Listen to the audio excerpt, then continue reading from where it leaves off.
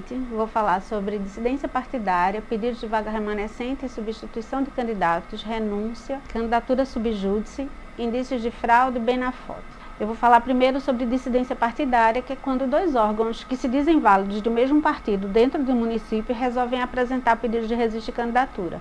Nesse caso, como só pode existir um órgão partidário legítimo no município, apenas um desses pedidos vai ser válido. A Justiça Eleitoral vai receber no CAN esses pedidos, mas o juiz, ao final, vai ter que decidir qual do pedido é válido e qual será indeferido.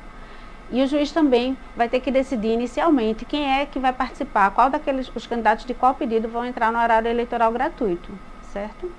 Outro ponto importante é que, no caso da federação partidária, não existe hipótese de dissidência interna dentro da federação partidária. A federação funciona como um único partido e não resta caracterizada dissidência caso cada partido integrante da federação apresente um pedido separado. Nesse caso, o pedido não será sequer conhecido.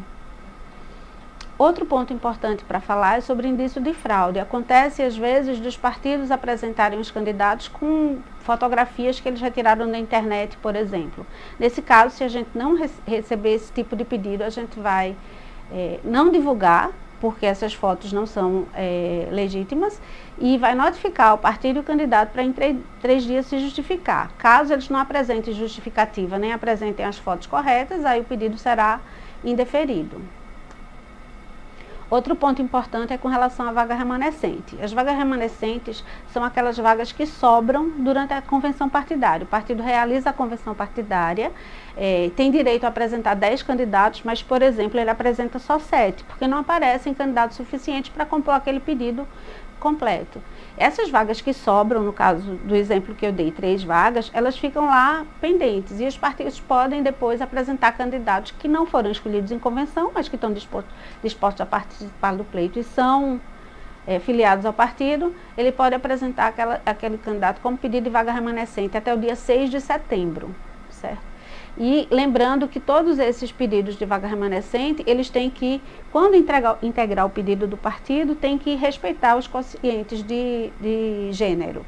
Outro ponto é com relação à renúncia de candidato. Caso o candidato deseje renunciar, ele tem que apresentar um pedido com assinatura reconhecida em cartório ou sobre a presença de um servidor da Justiça Eleitoral. E aí tem que apresentar ao juiz de origem daquele pedido de registro de candidatura, e esse candidato ele não pode entrar novamente como pedido para o mesmo cargo. E o partido, a partir da homologação dessa renúncia, o partido tem direito a apresentar um substituto em até 10 dias, desde que respeitado o prazo de 16 de setembro.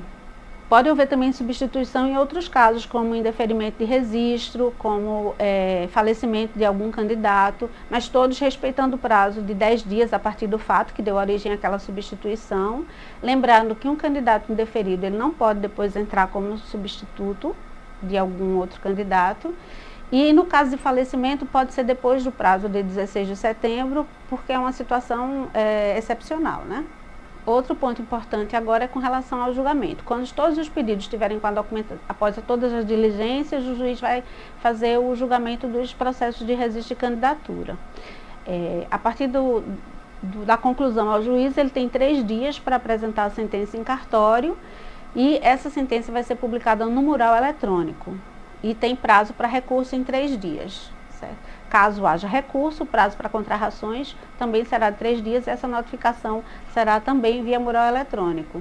Lembrando que todo o período eleitoral de 15 de agosto, que é o último dia do prazo para registro de candidatura, até 19 de dezembro, que é o prazo final para a diplomação dos eleitos, os prazos são contínuos e não se interrompem. Eles contam sábado, domingo, feriado.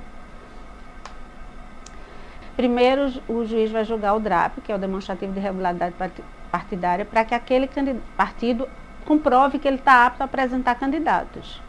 A partir daí é que ele vai julgar os processos dos candidatos. E os processos dos candidatos, o deferimento do registro dos candidatos, vai ficar vinculado àquele deferimento do DRAP. O juiz vai analisar o procedimento do partido, ou da coligação, ou da federação, dizer se ela é apta ou não a apresentar candidatos. Caso seja apta, ele vai julgar todos os processos dos candidatos a ele vinculados. Caso o DRAP seja indeferido, ainda que todos os candidatos apresentem toda a documentação, estejam corretos, e que teoricamente teriam seus registros deferidos, mas eles vão ser indeferidos porque eles estão condicionados ao deferimento do DRAP. Outro ponto importante é que todos os julgamentos têm que ter terminado até 16 de setembro por conta da preparação de urnas. Então, 16 de setembro é o prazo final para julgamento de todos esses processos de registro de candidatura, inclusive os pedidos de vaga remanescente e substituição, a não ser que o pedido de substituição, que seja de caso de falecimento, seja posterior a esse prazo, certo?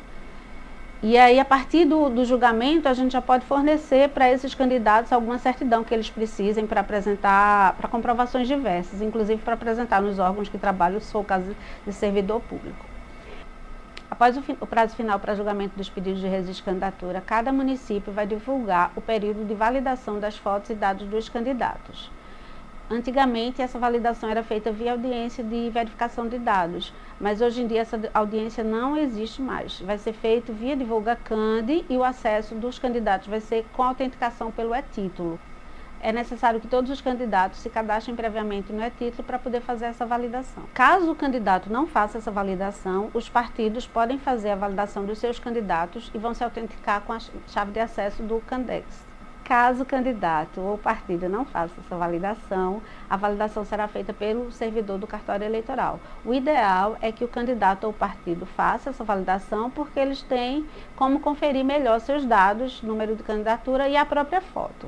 Outro ponto importante que a gente precisa falar é que caso o candidato ele esteja indeferido e entre com recurso, mesmo após o prazo final de julgamento dos processos, e esse recurso não tenha sido julgado ainda, o candidato vai poder participar de todos os atos da sua candidatura. Ele pode fazer campanha, ele continua sendo candidato. Agora, a eleição dele é que vai estar condicionada ao deferimento daquele registro em grau de recurso.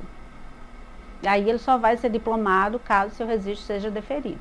Caso tenha restado alguma dúvida sobre qualquer desses pontos que a gente já falou sobre registro de candidatura, basta procurar o cartório eleitoral do seu município.